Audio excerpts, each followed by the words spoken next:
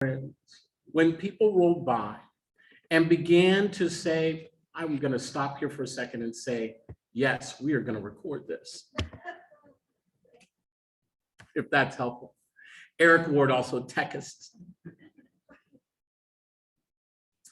That day, 3 college students drove by in a pickup truck, shouting out something. One of my friends picked up a rock off the street and threw it at the truck, hitting him. I always remember the brake lights of the truck as the truck came to a halt. And I'll always remember these 3 older kids piling out of the truck and coming running at us. It was also the day that I decided that I was no longer going to run from bigotry, and I stood my ground. Now, I'm not here to create a myth or some adventure. I think all of you can imagine what happened when a young kid stood his ground to 3 college students. But it was that day that I thought it was important to no longer run from bigotry. Along with desegregation, I grew up in a time of the rise of punk rock, which is essential to this conversation. I am also a quintessential Los Angeles punk rocker. I first snuck out of my house at age 14 to see Black Flag at a club. And it was that music that formed my life. But there's something important about the environment that we should hold for a second. Here we have desegregation. And for the first time, kids along lines of race, ethnicity, are being put in the same space. It was a moment before parents, particularly white parents, figured out they should pull their kids out of public school and put them in private school. For a quick second, no one knew what to do about diversity. And we as kids were left alone to find our own way through. Now, some of that was violence and bullying, but some of that were kids trying to find a connection. And the power of punk rock music created a connection for a moment. It created a connection where there was a competing identity around who we were and where we wanted to go together. I often tell folks and joke that if you are a hater of third wave ska, I apologize. I ended up being the lead singer of a band that went on to become known as Sublime. Folks may know it. It's one of the ways that the music continues, right, to express itself then and today. But as we know, not all things were perfect. It was a dysfunctional music scene.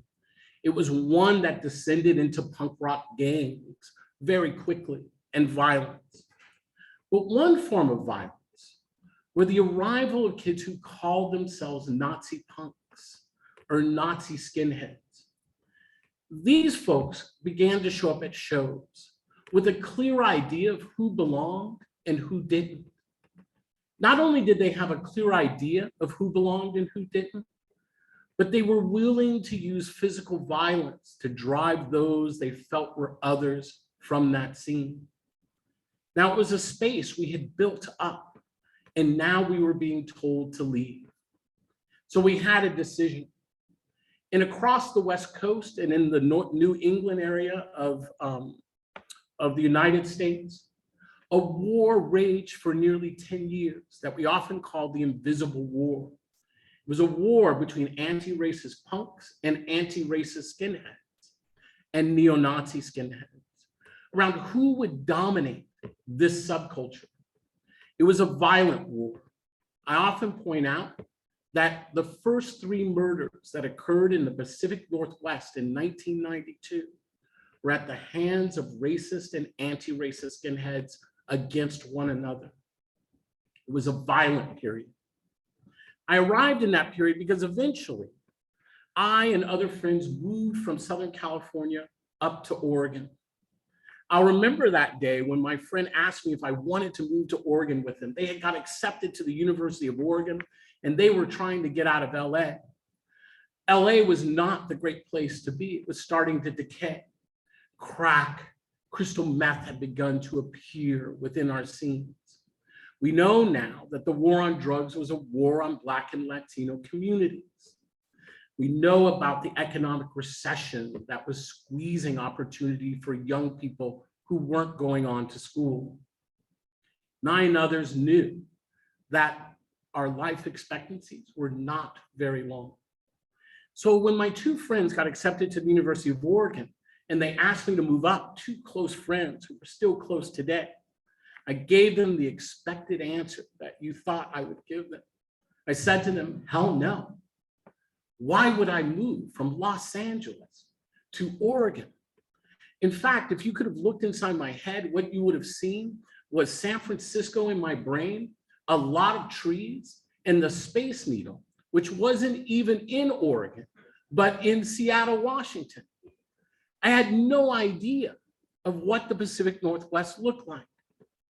I can say now with some laughter, but embarrassment, that I remember asking my friends, do they have running water in Oregon? Is there electricity? Is there a McDonald's? Do they have cable and MTV? These are the things I wanted to know as a young 20-something. What I thought Oregon looked like was Little House in the Prairie. I thought it was made up of wagons and horses and big fields. Now that was true, but it wasn't the total Oregon story. Why did I think that? Well, I was a poor kid who grew up in Southern California. I'd never been to Oregon. I didn't know anyone from Oregon. I had never made a trip to Oregon. I had never seen a documentary, and I was too old for what would become the Oregon Trail game that exposed many to Oregon. So I just didn't know. And like others in our country and others in our world, when we are left with gaps of knowledge, we begin to fill in with the stereotypes and myths and prejudices that socialize us each and every day. It's why I soon learned, as I began to do work working with communities around the Pacific Northwest to respond to hate crimes and hate groups, one critical lesson. Hate groups don't come to our communities bringing anti-Semitism, Islamophobia, racism, and other forms of bigotry, that they simply organize the bigotry that already exists. If our communities, if our societies are being taken advantage of right now, it is not because it originates within the realms of authoritarians or within the realms of bigotry.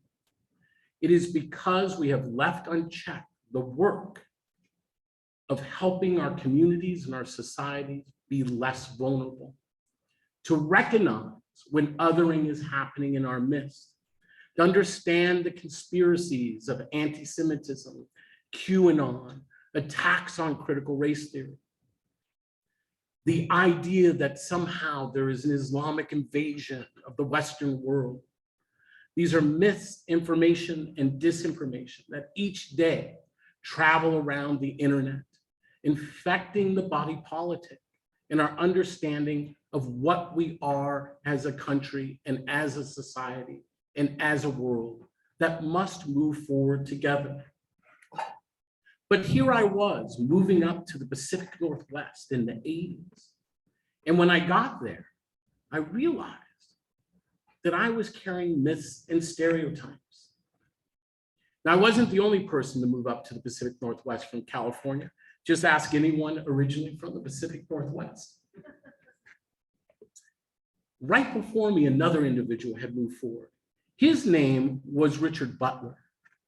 Unlike me, he was an older man. He was a retired pastor, retired aircraft engineer, and a veteran of World War II.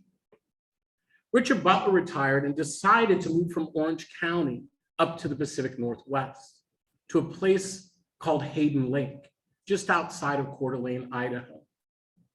There, he reestablished his church, which was called Church of Jesus Christ Christian Aryan Nations. And as I said, the Aryan Nations taught 3 things. The first was that Jews were the literal children of Satan. The second was that people of color were subhuman or chattel. And the third was that white Northern Europeans were the true descendants of the lost tribes of Israel.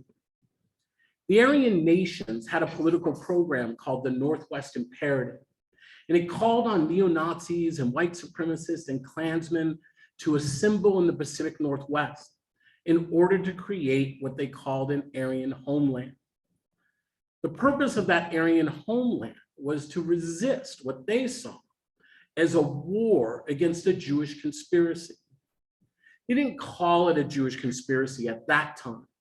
They called it the Zionist occupational government. And they believed that they were at war with that government. So much did they believe that they engaged in armored car robberies, tens of millions of dollars stolen over the course of 8 years, of which only a third was ever recovered. There were murders, such as the beating death of Mulugeta Saral, an Ethiopian student who was beaten on the streets of Portland, Oregon, while coming home from college one night by a group of neo-Nazis. Or the assassination of a radio talk show host, Alan Berg, outside of his home in Denver, Colorado. Alan Berg regularly took on neo-Nazis in debates because they continually denied the Holocaust. They seemed to be fixated on the question of the Holocaust and genocide. Why, we'll get to in a second. The Aryan Nations was very serious about its political program. Now, it was not going to happen for a number of reasons. One, the political conditions weren't right. Two, they weren't a very serious organization. But three, there was a moral line against bigotry that had been established in the United States and worldwide. That line was the line around anti-Semitism and denying the Holocaust. It was a line that they continued to test for decades until things moved from the margins to the mainstream. At the time, as we worked to build over 120 human rights groups in the Pacific Northwest in local and urban communities, we began to struggle with the question of how we address this moment. I often point out that what the rest of the country in the United States is experiencing now is what the Pacific Northwest was experiencing 30 years ago. Today, I'll offer one of the biggest lessons that I think applies to you all as scholars and academics of genocide, Holocaust, and human rights studies. It is the story of how a movement moved from the margins to the mainstream. How many people are familiar with the name David Duke? David Duke, former neo-Nazi, current white nationalist leader, former Klansman, Grand Cyclops, Grand Titan, Grand Clown, something, the Invisible Empire of the Knights of the Ku Klux Klan. David Duke's an interesting character. David Duke has run as a Republican. David Duke has run as a Democrat. David Duke has run as an independent. Not going to spend the evening talking about David Duke in too much detail because it would take me literally 4 hours. Let's say David Duke has had a prolific life in the white nationalist movement. I remember when David Duke first started running for public office. People were outraged.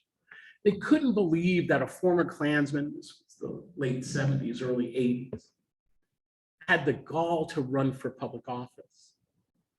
And this was in Louisiana. And I remember campaigns were launched. People went door knocking to campaign against David Duke, and David Duke lost. David Duke then turned around and ran for office again. People were outraged, mobilized. David Duke lost. Then David Duke ran for office as a state legislator, was elected. I remember because the day that he was sworn in, right, the audience bustle up above was packed with folks, and he received a standing ovation as he was sworn in. Then David Duke turned around and ran for governor early 90s for the state of Louisiana. Now, David Duke lost his run for the governorship. But the thing that I remember is that David Duke won the majority of the white vote in Louisiana in 91. People were shocked. They didn't understand. How could David Duke win the majority of the white vote? So we did what we do in the human rights movement when we're outraged and concerned and shocked. We went and we did a lot of polling. And in that polling, we found something that you all probably already have figured out. David Duke was successful because he had bombarded the public for so long with his ideas that they no longer seemed extreme. They became part of the mainstream of American discourse. Bigotry had moved from the mainstreams, from the margins to the mainstream. I liken it to CNN. I'm old enough to remember when CNN came on the air. 24-hour news was very fascinating when you used to only have 5 television stations. And when CNN came on, they had to figure out how to fill their time slot. So they had things like the Sports Minute, you may remember. They had the Weather Minute, and they had this thing called the Fashion Minute. It came on Friday. And in the Fashion Minute, they would go to Rio de Janeiro, they would go to New York, London, Tokyo, and they'd show off the latest fashions. Now, I loved the Fashion Minute because I loved to hate the Fashion Minute. I would look at the Fashion Minute, look at all of these designs coming down the runway, and I would declare in my arrogant purity, that is too much. Who would wear that? No one's gonna wear that. That's ridiculous. And I was right, because I read once in a People magazine on a plane, right, that most fashion designs are worn once, maybe to the Oscars, maybe to the White House, and then you never see them again. But as I was having this wonderful love and hate relationship with the Fashion Minute, I began to notice something interesting. That the fashions I saw coming down the runway were beginning to influence what I saw on the clothing racks in stores. I often point out that in the 1990s, 70s fashions started to appear. And they're appearing again. That was like the paisley and the big elephant collars and the halters, right? The big clunky heeled Chelseas, all the things you can imagine. And I remember calling in my roommate saying, oh my God, they've gone too far. 70s once was enough for everyone. It's never gonna happen again. But within 5 years, 70s fashions were back in stock. It wasn't just fashion. That 70s show was one of the most watched television shows. Even Walmart was getting into it, right? With the happy face running around slashing prices, right? In the same way that the fashion industry seeks to influence what happens in the cultural mainstream of America, so too has the white nationalist movement sought to influence what happens in the social and political mainstream of the United States. For too long, those of us who are concerned about human rights and social change in the United States have acted as if we are the only social movements on the terrain of America. And that idea held primarily until January 6th. But the truth is that there are more than just social movements of inclusion in America. There are also social movements of exclusion. I don't have to work hard today to convince people of the danger of the white nationalist movement or authoritarian trends in American society or globally. It may be hard to believe, but it was only 4 or 5 years ago that Manaz and I would have to beg people to take it seriously. How much time has changed in just a few years. We are at a moment where Congress is holding nearly weekly hearings on the overthrow of the United States. We can barely go 10 days without a mass shooting in the United States, often and disproportionately at the hands of those who promote an idea called the Great Replacement Theory. At the policy level, we have watched attacks on women's privacy, attacks on public education and organized labor through a conspiracy called critical race theory. We have watched QAnon wreak havoc on our communities across the country. We have watched over 1 million Americans lose their life to COVID. We have watched healthcare workers have to go into hiding because of anti-vaccination folks that have been organized by the far right in this country. The list goes on. I don't have to mention the names, like the Sikh temple shooting in Oak Creek, or the Charleston church shooting, or the attack on the home of George Soros, the planting of a bomb, or the mass attack on Latinos in El Paso in a Walmart in 2019, or the Tree of Life in 2018, where 11 people were killed, or the attack on the Gilroy Garlic Festival, or Buffalo, New York. The list goes on and on. While there were many different victims, Sikh, Muslim, Latino, immigrant, Black, they all had one thing in common. They all died because of anti-Semitism. You see, one of the things we learned early on as we were doing this work 30 years ago was that anti-Semitism was the thread upon which this movement understands its own worldview. Let me explain. Back in the day, going back to the 60s now, there was a thing called the Civil Rights Movement. You may have heard of it. Rosa Parks, right, who was a Black woman who apparently on one day was tired in America. And on that one day, she just happened to be tired in America. She decided not to give up her seat on the bus. And on that one day, that Black woman happened to be tired, right? She got arrested. And then for a year, people just knew all of a sudden that every Black person knew to just stay off the buses, right? It was like osmosis. It was one of the greatest miracles that ever happened in American history, like manna from heaven. People all of a sudden just knew to give each other a ride back and forth.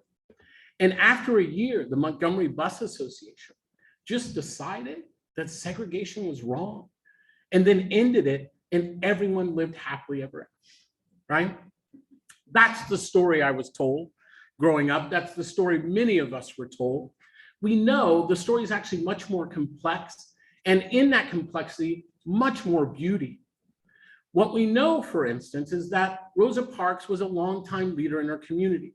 We know that she was not the first person to be arrested. Others had been arrested, men and women. We know that she and others had actually worked and strategized on how they could challenge segregation in Montgomery. It was actually an organizing drive. But we also know that what they did in Montgomery helped galvanize the civil rights movement across the South. And in that multiracial partnership that it eventually grew, it was able to topple the idea of white supremacy. When we talk about white supremacy, we should all take a deep breath, because I read a study sometime a few years ago that said even saying the word white supremacy or saying the word racism raises people's anxiety levels, right? So racism, racism, racism, racism, racism, right? But let's talk about racism and white supremacy.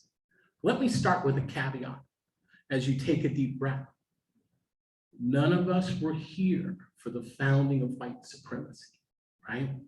None of us in this room are responsible for the founding of white supremacy. It is a system that allowed social organization in the United States. And it was based off the idea that white people were superior based off of their skin color, and that at the other end of the spectrum was Blackness. And it was that belief in superiority that allowed society to construct itself off of three things: the genocide and stolen resources of Native people, the exploitation of Black labor, and the third thing we don't like to talk about, the control of women's sexuality, right? Misogyny. Those were the three pillars of white supremacy, grounded on an idea of white superiority. For hundreds of years, it was the unchallenged lens upon which we understood society. It was de jure, meaning it was the rule of law. There was no competitor to white supremacy. Then along comes the civil rights movement. And the civil rights movement disrupts white supremacy as the rule of law. In fact, not only does it disrupt it, but for a moment, it replaces it with the vision of a multiracial democracy that is grounded upon the idea of centering people, transparency in government, and accountability to one another. It becomes a competing idea. Now imagine for a second, you're an arch segregationist. You don't have to be taught to be a segregationist. You don't have to be convinced. You've just been socialized. It's how you breathe the air. You think, you've been raised to believe that people of color are inferior. It's not an aberrational idea. It's not an extreme idea. It's a belief that is in the mainstream of America at that point. And along come African Americans, Black folks. You've been raised to see as inferior all your life, and you suffer your greatest political defeat to folks you have been taught are inferior. How do you come to terms with that kind of existential change in a society? You all of a sudden say, well, I guess Black people aren't inferior after all. Not likely. I don't know about students in this room, but I might have done terrible on a test or two in my lifetime. And it's funny, when I've done terrible on those tests, I've often said, why did I get that? Not F, let's make it a C minus. How did I get that? And it's funny, the answer is never, I didn't study hard enough, or I didn't take that office hours that were offered by that professor. Or maybe if I had shown up more than just the first class in the midterm. I always had a very grandiose excuse, and so do most people when they lose at something, whether it's tennis or this or that. Well, imagine you're a segregationist and you wake up and your entire country has changed. And it changed at the folks you saw as the most inferior. How do you explain it? Well, they began to borrow from something else they were familiar with. Some of them, as World War II veterans, had picked it up in Europe. Others had been exposed to it through a rich American industrialist by the name of Henry Ford, who invented the automobile. It was an idea called the Protocols of the Learned Elders of Zion, a fake narrative created in the early 1900s, but this is going to sound parallel for a second, by Russian secret police who were concerned about the spread of democracy to the West. And they took this idea, this story, and began to spread it in hopes that it would play a role in disrupting democracy.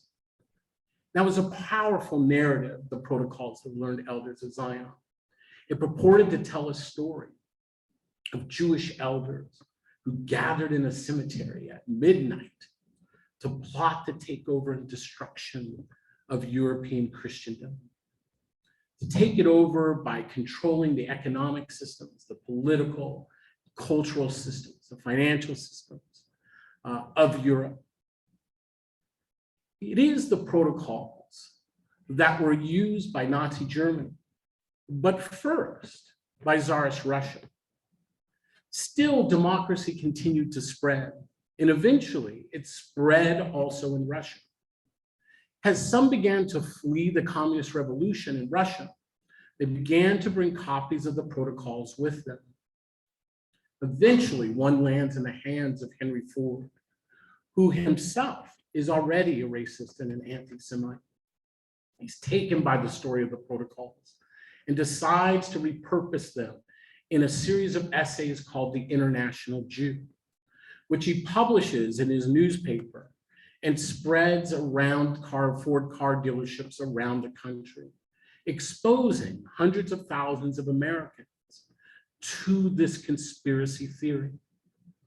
Anti-Semitism, through the protocols of the learned elders of Zion, is ultimately the Rosetta Stone, I believe, of most of the conspiracy theories that confront us today. The Great Replacement theory is a retelling of the protocols of the learned elders of Zion. QAnon is a retelling of the protocols of the learned elders of Zion as well. But so is, for segregationists, the understanding of how they lost to folks they saw as inferior. They couldn't have lost to Black people in their eyes. That was impossible.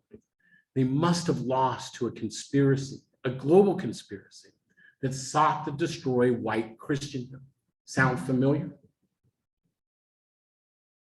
In their eyes, they lost to a Jewish conspiracy. And that, in their minds, became the answer to every perceived ill or loss of rights in America.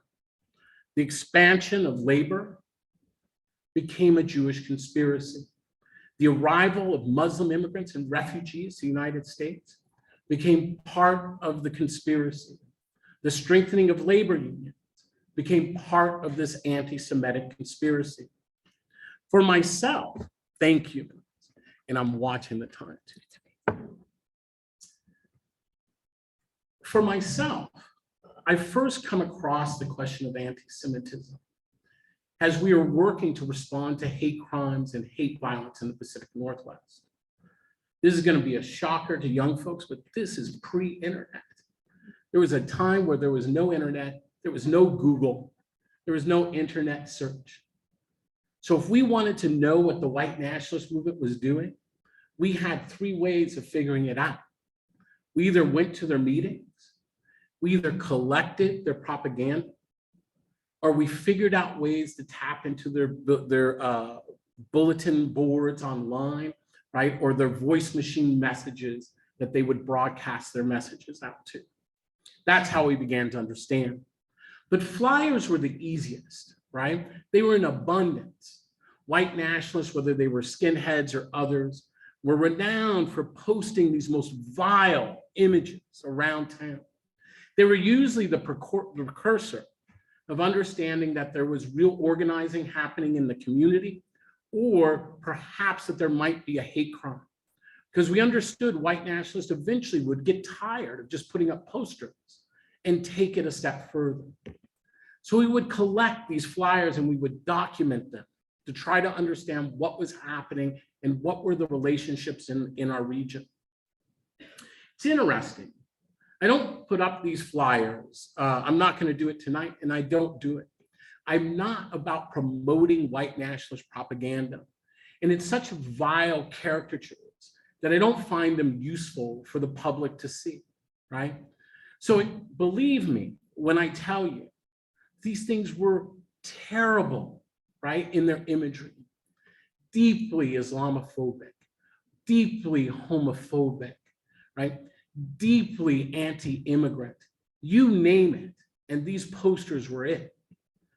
But we began to notice something, that regardless of what the poster was focused on, whether it was anti-Muslim, whether it was anti-gay, whether it was anti-homeless, anti-Black, that there would always be some caricature or Jewish symbol on it, whether it was a Star of David or a reference to the Zionist occupational government, right?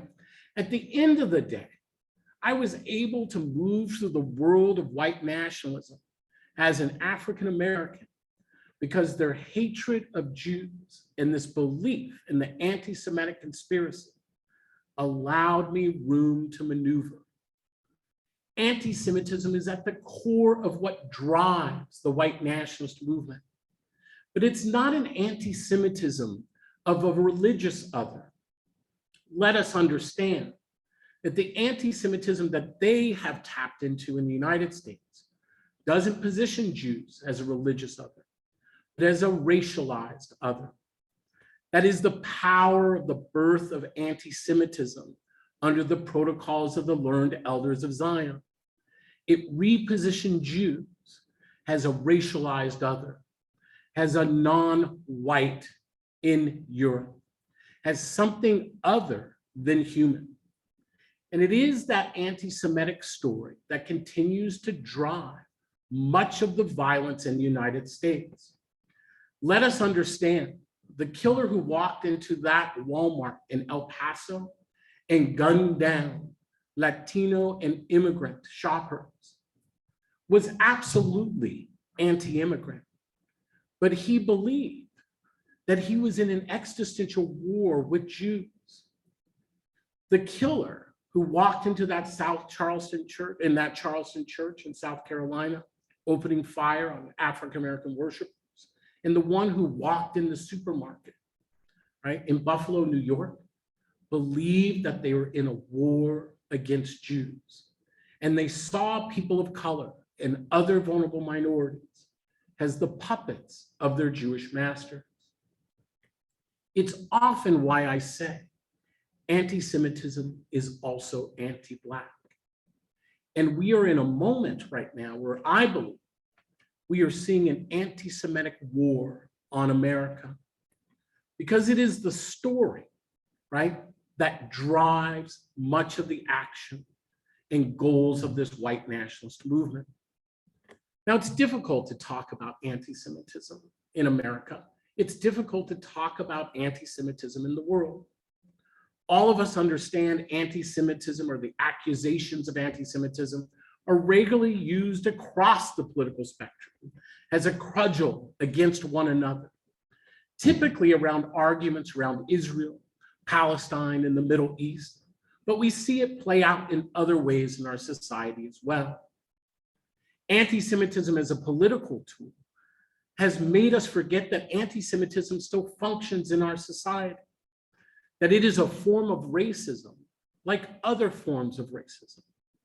Now, it may not express itself in the same way that I, as an African-American male, may experience racism in America. That's not its purpose.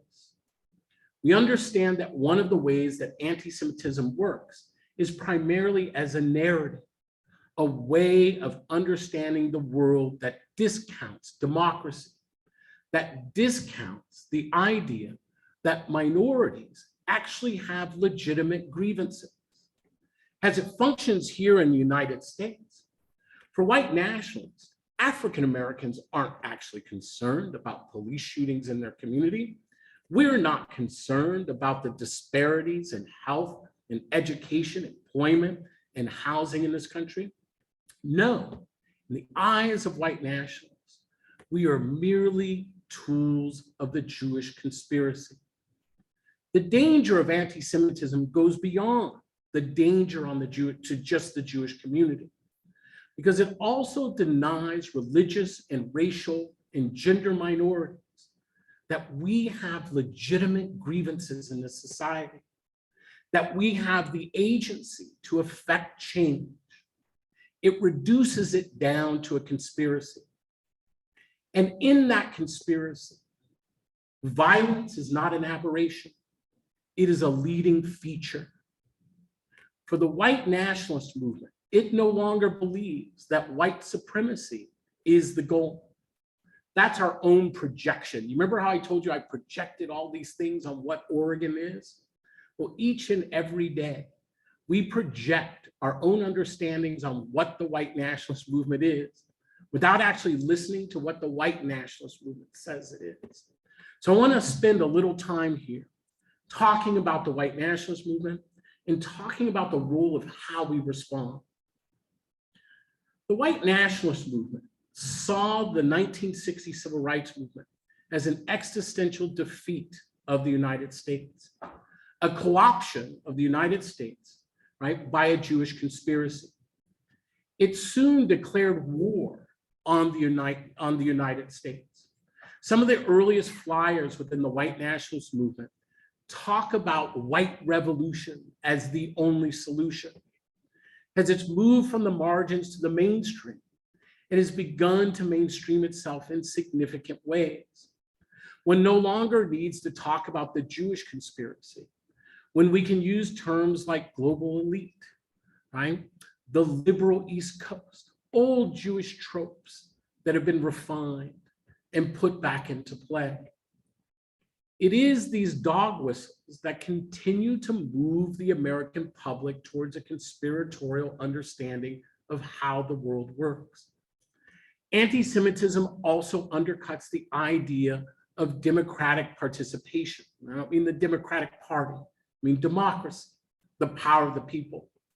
It teaches that we have no agency over what's happening in our lives, that it is some global conspiracy out above us. And the best that we can do in our lives is to simply understand that there's a conspiracy, not how we can affect change in our lives.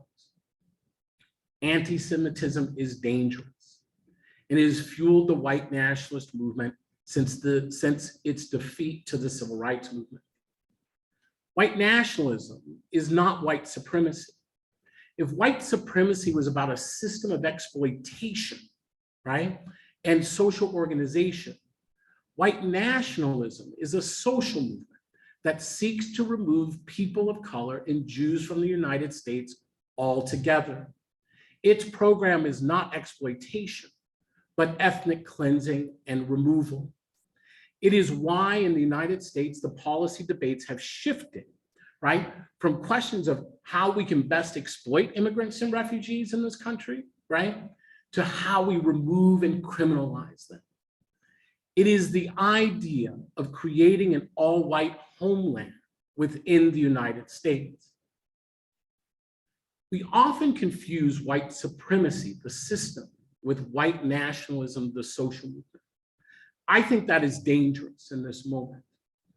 One is the tools needed to address systemic bias in our society aren't exactly the tools needed to address a social movement and a social phenomenon in our society. I often liken it to comparing a cow to a Big Mac because they both contain beef. I can guarantee you, when you drop your Big Mac on the ground, you don't call a veterinarian. And in the same way, as we begin to address these twin issues in our society, we have to begin to develop different tools. We have had 50 years of developing strong tools around addressing systemic bias, and we should continue to do so. But I want to talk a little bit about how we begin to address a social movement. The first is to understand we are not, right? Inclusion is not the only idea in America or in our society. Exclusion has become the order of the day, othering. And that means an expansion of our fields to intervene. It means we have to continue to open up the space so that we have business leaders, economists, psychologists, educators who are beginning to enter the fields of genocide, human rights, and Holocaust studies. The reason we have to expand our field is we have to begin to enlarge our understanding of how othering begins in our society and how we manage it. The second is that we have to begin to contend, as you all know, with misinformation and disinformation.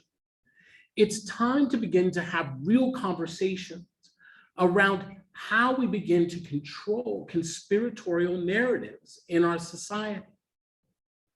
How do we begin to train leaders to begin to be able to address those as they spread through society, particularly in the age of the internet? The third, we have to equip civil society. I've often said that you could line up every nonprofit in America today, and it would be insufficient to the challenge facing it.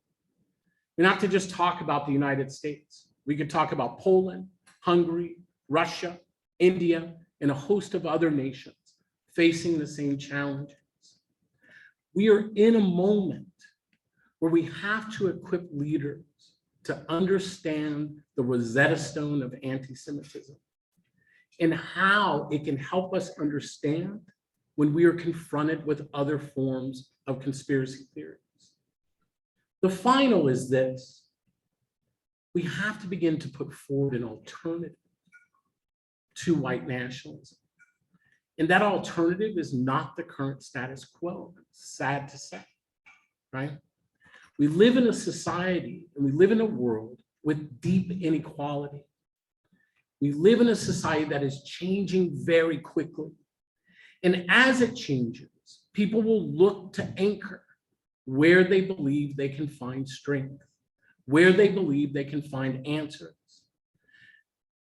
The Protocols of the Learned Elders of Zion works because it's a strong narrative. We see it all the time, even in ways we don't recognize it. Now, don't get mad at me, and please don't walk out of here saying Eric Ward said Chris Carter is an anti-Semite, because that's not the point of this example. But if you don't think the protocols exist anywhere, I encourage you to just watch your favorite alien invasion story. Because nearly every alien invasion story is based off the Protocols of the Learned Elders of Zion. And I often use Chris Carter's X-Files as an example of this. What is the plot of the X-Files? It is the idea that two agents understand that there's a conspiracy afoot in the world, that aliens have secretly invaded society in order to take control, right, and destroy humanity and replace them, right, with an alien race. And that they've taken control of the economy, right, of the media, everything to fulfill this. And only these two folks know the truth. And their job is to wake everyone else up. That's the plot line of the X-Files. That's the plot line of the Protocols of the Learned Elders of Zion. It's the plot line of QAnon.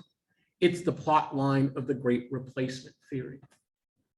At the end of the day, creating tools that help leaders dismantle conspiracy theories, particularly by understanding the role anti-Semitism plays at structuring those conspiracies, would bring us a long way to being able to confront genocide, anti-Semitism, and other forms of bigotry in our society. At the end of the day, by removing the storyline from the white nationalists and others who live within conspiracies, we begin to deny the fuel that charges their movements.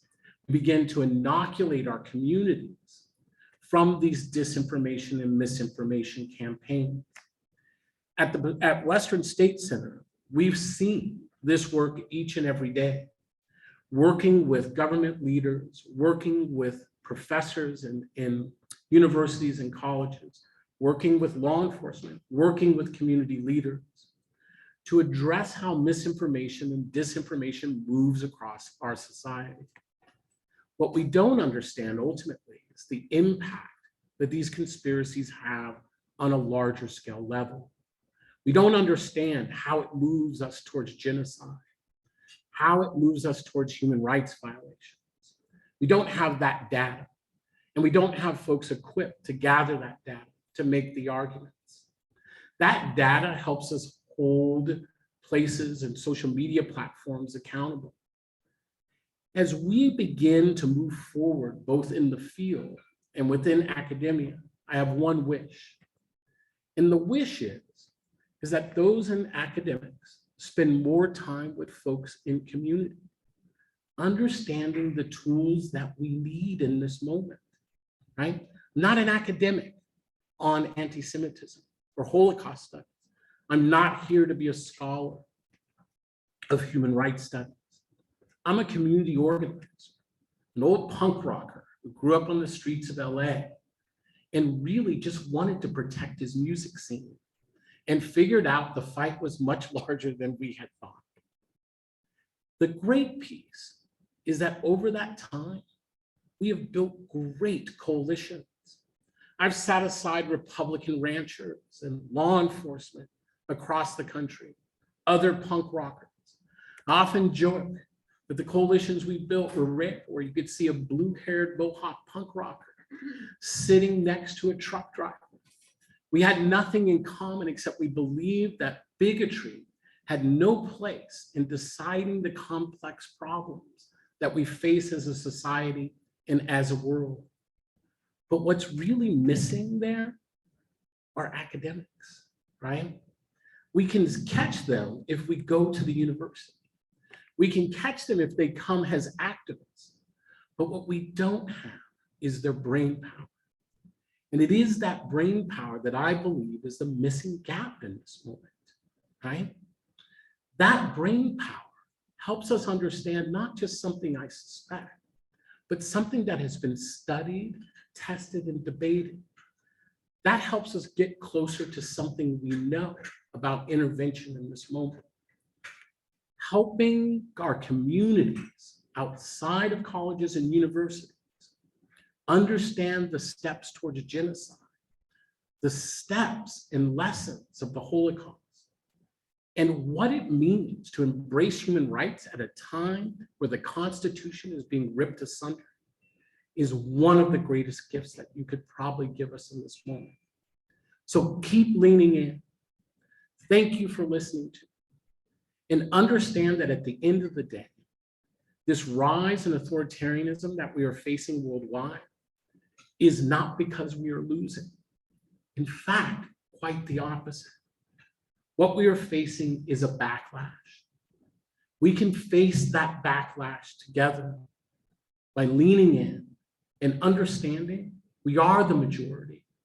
We won the fight for inclusion, and now it's time to defend it. Let us all defend it. Thank you.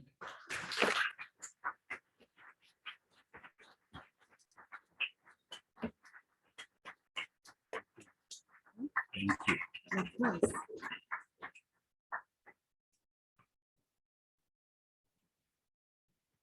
Okay, thank you so much, Eric. We don't have any water here. Oh, I'm gonna Just stay with me. Okay, I'm gonna stay with you. Yeah, you gotta stay with me. Okay. So we have time for a few questions, and I'm just going to go to our chat. And Anna Singh asked, thank you so much for this rich talk. Could you please re-explain or expand a bit on how anti-Semitism is also anti-Black? Yes. So that's like another 2 hours. No, we're gonna do that in five seconds. What we mean by anti-Semitism being anti-Black is that anti-Semitism works as a narrative that denies the agency and legitimate grievances of Black people, right? Whether we're talking about police abuse, right? Whether we're, as I was saying, talking about discrimination and disparities in health, it's used as a way of avoiding legitimate grievances. So that's what we mean by anti-Semitism is anti-Black. But there's another piece to this, right? In the formation, there are probably historians in the room, right? In the formation of anti-Semitism, we should understand, right, that the racialization of Jews was the building blocks to white supremacy, right? The idea of a racialized other first comes into the mainstream. I'm not saying it didn't exist as a line of thought, but that line of thought comes into the mainstream in the Iberian Peninsula first, right? And through places in Portugal and Spain. And this is the birthplace of white supremacy. It's how the ideology eventually takes root. The first victims of white supremacy are Jews, right? But the deepest victims of white supremacy take place in the New World, Indigenous and Black populations. So that's what we mean to say. See, that's Okay, yeah, that's good. Anyone from the audience or any of the 3 students here? Yes. First one. Just 1 second.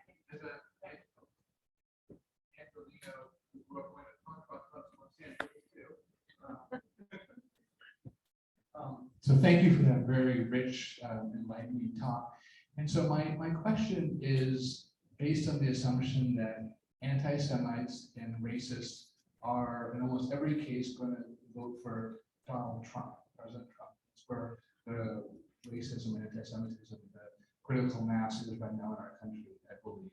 And for me, one thing that's always difficult to untangle is how former President Trump would claim to be pro-Israel, and he would find policies that attracted at least conservative Jews, some conservative Jews and some conservative Israelis. And he would posture as a pro-Israeli, pro-Netanyahu, whatever, and attract votes in this way. And how does he simultaneously dog whistle anti-Semites and racists and consolidate support, and yet, ostensibly position himself as a supporter of Jews in Israel? Yeah. How does he balance the two of those, and how does that fit into the larger framework? Should I? Oh, I'll wait so they can. Is Yeah. anyone online? They can hear it. Oh, they can hear. Oh, you just Oh. ask the question to them. Yeah, they heard the question. Yeah. So what you're seeing within the Trump coalition is a confluence of competing ideologies, right? So you're seeing Donald Trump both signal to white nationalists, right? When he tells a group of American Jews, your country, and he's talking about Israel, right? He's signaling in that way. When he calls George Soros, right? When he talks about the global elite, right? Who are engaging in the invasion of America, right? Through invading forces, when he's talking about migrants, right? That's him signaling.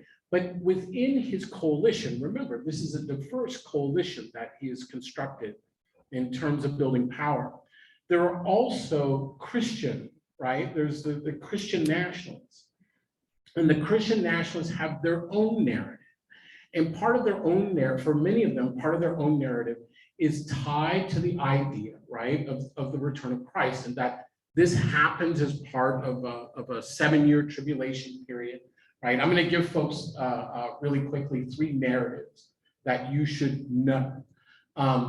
But for them, you have to understand that that event doesn't get triggered until, right, there's a world war that begins, right, in Israel. So for Donald Trump, right, when you hear his rhetoric, he is actually speaking on behalf of Christian nationalists, right, who believe that all Jews need to return to Israel, because that's where the nuclear war, right, that sets off the return of Christ, begins in their storyline, right? And, to understand, this is almost, if there's anti-Semitism, this is philo-Semitism, right? And this philo-Semitism, though, is also a form of anti-Semitism. And the best way to understand is, I'm going to put it in another context, right? For the 70s and 80s, and probably now, even now, people think it's a compliment, right, to tell Black people, what, you're a great speaker, so articulate, or you're great at sports, or you're a good dancer, right? People see that as a compliment, right, to Black folks. That's kind of a philo form, right, of racism.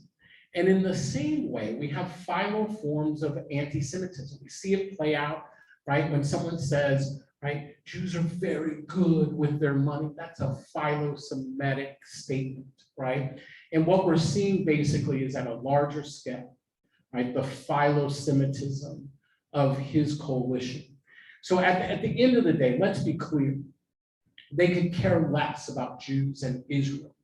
What they care is the role that it plays. And that's why under that rhetoric, you often hear folks slip up and talk about the forced conversion of Jews in Israel, right? They call it incomplete, right? They call Jews incomplete because they haven't, in their eyes and narrative, converted to Christianity, right? There are 3 narratives that I think really help shape an understanding of the Trump coalition.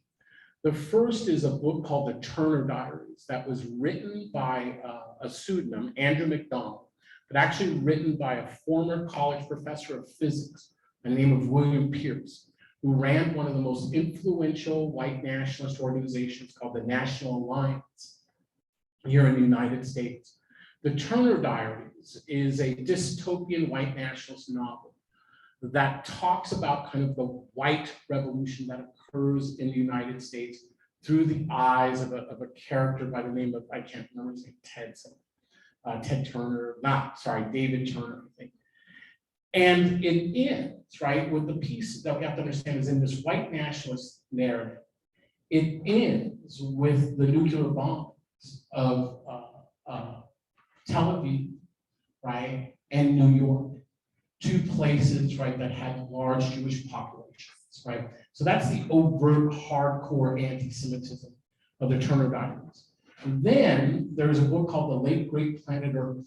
If you want to understand the philo-Semitism, there's a book that came out in the 70s that is a take, right, on the book of Revelation. It's the last book in the Christian Bible. But it is the late great planet Earth that provides kind of the narrative, right, for this philo-Semitism that you're raising, and this weird position, this anti-Semitic position, right, that these folks hold in terms of Israel.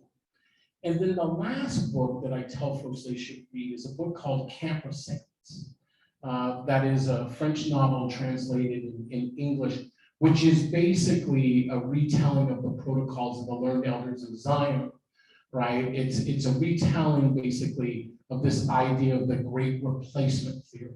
These are the three core narratives that are driving at least organized figures in the United States. Try not to buy them, right? Get them from your library. Trust me, do not buy them off Amazon or things right now that will probably put you on a list, right?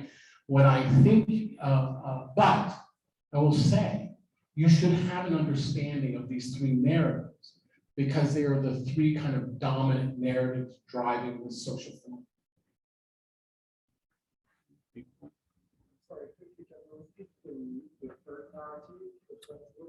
A Camp of Saints.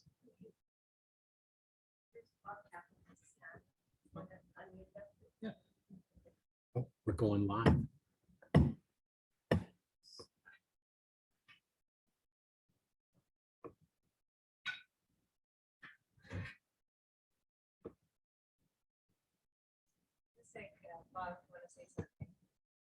Hi, Bob. I think Bob might be on Zoom. Bob, we're here if you have a question. Yes, I do. And thank you so much for your talk this evening. Can you hear me? Bob, we can't hear you. How about now? Is this okay? Yeah, we think the volume may be actually on the screen. How does it work now?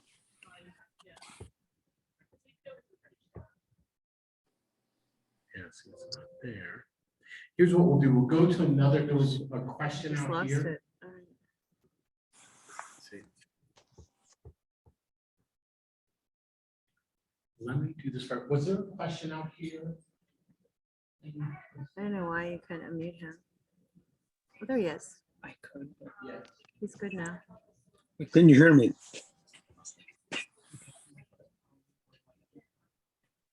Are you able to hear me? I can't hear him. Yeah, Bob, just give us a second. Sure. Is the audio not connected? No. We can just ask the question.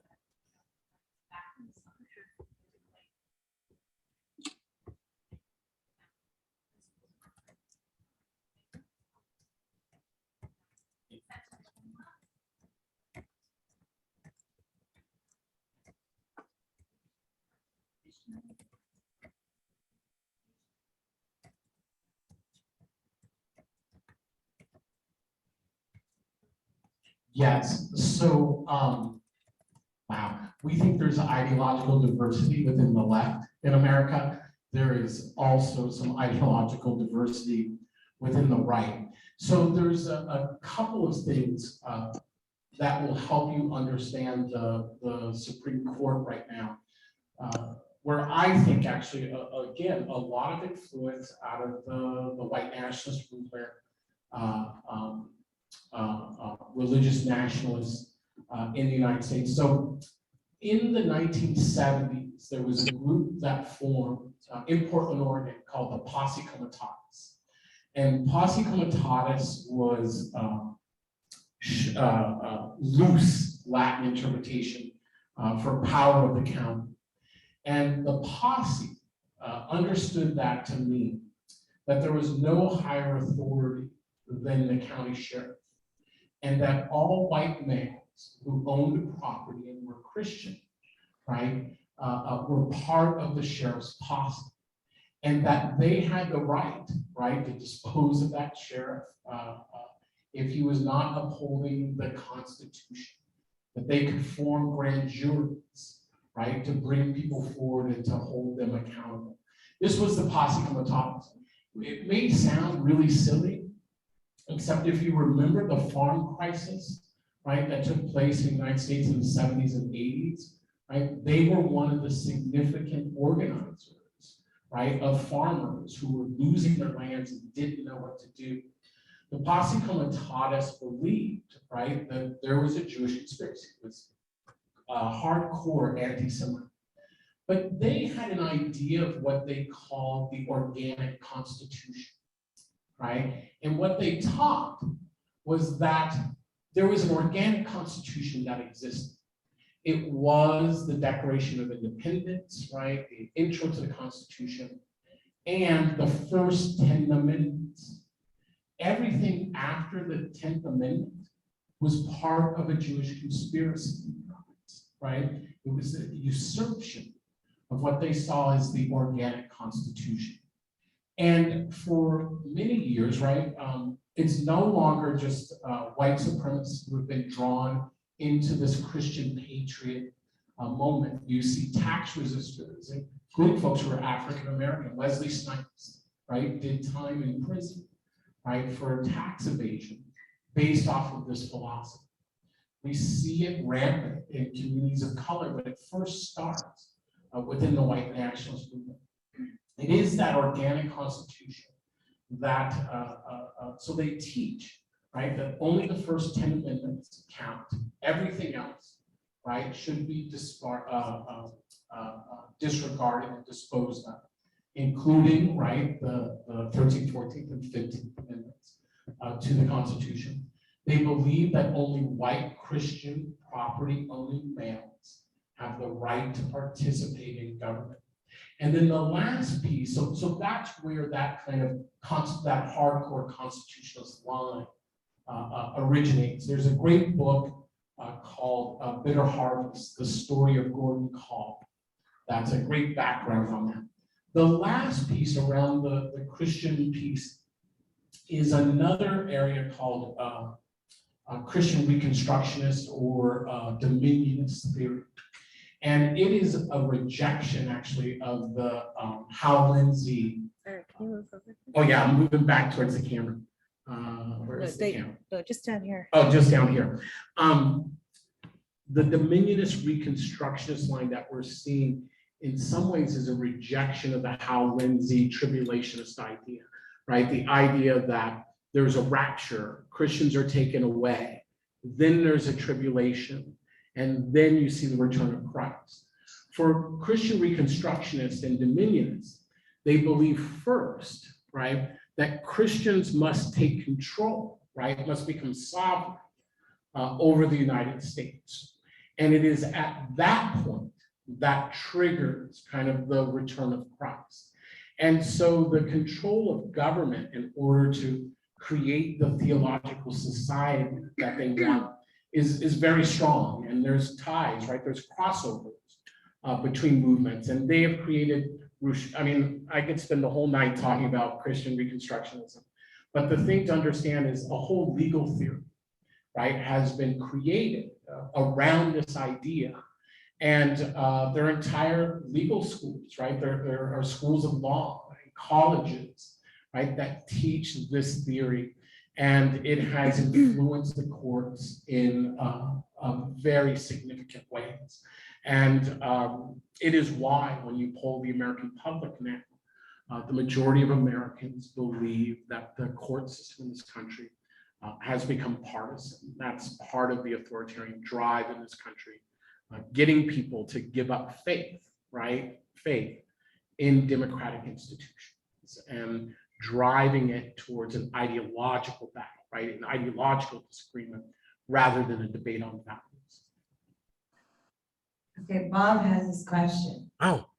How do you see the rise in hate and anti-Semitism in urban centers in neighborhoods where there is an intersection of Jews and others that are being gentrified, where classic anti-Semitism, oops, Go up just a little. gentrified, where classic anti-Semitism is not always in play? Yeah. Yeah. So as you know, we're beginning to see, not beginning to see, there has always been anti-Semitism in marginalized and vulnerable communities. And this is going to be the last answer, so you all can go home. The thing to understand is just this. Anti-Semitism appears in marginalized communities because that is the purpose of anti-Semitism, right? One of the purposes of anti-Semitism, as it was even pre-anti-Semitism, right? Just anti-Jewish bigotry, pre-protocols. One of the ways that it functions is how to place Jews as a buffer between the haves and the have-nots in the society, right? So that Jews become the embodiment, right, for those who are without, of all the things evil. And the larger society, typically historically, then allowed people when they were frustrated to take their frustrations out on the Jewish community, right? We saw that, right, in Europe in terms of the pogroms, and it is largely still how anti-Semitism functions. The other piece that's important to remember, right, is that Jews, there have been Jews in America for a long, long time, right? But Ashkenazi Jews come, right, in the 1800s and early 1900s. And they come, right, as immigrants and refugees, meaning, right, they're put in proximity to Black communities, right, just as immigrants and refugees are today. And so there has always been tension between the Black community, right, and the adjoining immigrant and refugee communities, right? In the Black community, we call it, right, we're allowed to call it in a society, right, that Black people are the faces of the bottom of the well, right? We believe immigrants and refugees, right, use Black games, that's right, the rhetoric that we're given to step over, right, Black communities on their way to assimilation. And so it is that tension, right? I'm not saying that's right, I'm just saying that's the narrative that gets played out. And so it is that tension that in part plays out in terms of anti-Semitic attacks. When you look at in Black, primarily Black communities, where anti-Semitic violence plays out, it is usually Black communities adjoined to Jewish communities where this expresses itself. It's classic anti-Semitism in that way. But I want to be clear about something. In the United States, every Black person apparently is a leftist, right? Because every time there is a Black perpetrator of anti-Semitism, the thing is, look what the left and anti-racist are doing, right? It's a ridiculous proposition, right? Someone's form of bigotry has little to do, right, with a political position, right, in the Black community, meaning, right, that most anti-Semitism that's organized comes from authoritarian leaning organizations. I'll talk about one, right? There's something called Black Hebrew Israelites, right? It is a belief, right, that Black people, or it's going to sound just like Christian identity I was talking about later. Black folks are the true descendants of the lost tribes of Israel, right? That Black people are the real Jews.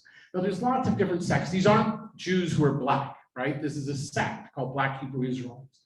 It's important to say most of them are nonviolent, but there are a few sects that are anti-Semitic and deeply violent, right? These are not left-leaning groups, right? These are not human rights-leaning groups. These are highly authoritarian, right-leaning organizations. We should remember, right? Elijah Muhammad, right? The Nation of Islam sat with Rockwell, right? The head of the American Nazi Party, right? Not because Elijah Muhammad was left-leaning, right? It was an authoritarian regime, right? Within the Nation of Islam at that time, right? And look, movements change over time, but there are moments where anti-Semitism arises. And this is one of those moments. And the Black community would not be immune to the same anti-Semitism that others experience. And this is why I think it's important not to talk about left or right anti-Semitism, right? Or Black anti-Semitism. You don't hear me talk about white anti-Semitism, right? There is anti-Semitism in America, right? And then there is the question of how political and social movements seek to tap into that anti-Semitism. And when they tap into that anti-Semitism, they start to give permission for people to feel that they can act out on their bigotry. And that's why it's so important for elected officials to condemn, right, anti-Semitism and all forms of bigotry. It was not lost to me in 9/11, right?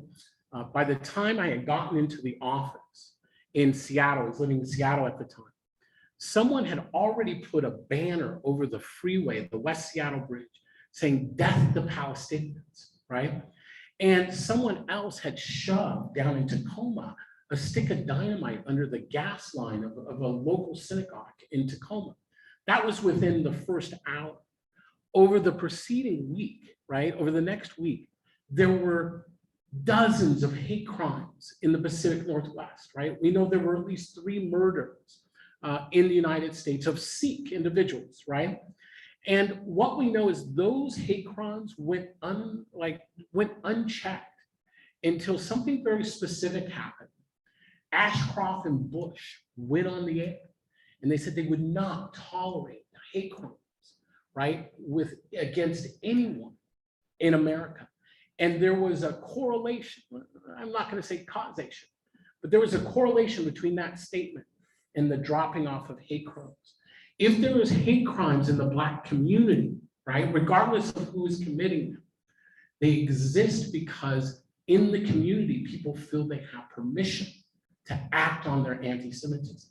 Islamophobia didn't come to America on September 11th, right? It didn't come on September 12th. Islamophobia was already in America, but on September 11th, Americans felt like they could act out on that Islamophobia. And that's the gap we can close, right? With our voices and through training. We can't make people's bigotry go away, but we can close the space of what people feel is acceptable. And studies show that that does work. Thank you, everyone. Such an appreciation to be with you all tonight.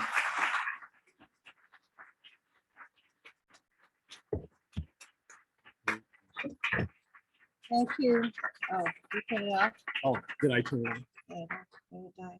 I just want to thank you, Eric, so much with your passion, your compassion, your energy, and not having water for so long. I was getting worried. I was watching you because it's something that I always need all the time. But It's thank you like so being in the much. pit for a show. It was so rich. There's so many things that were hit on, right? That we've been talking about as a consortium.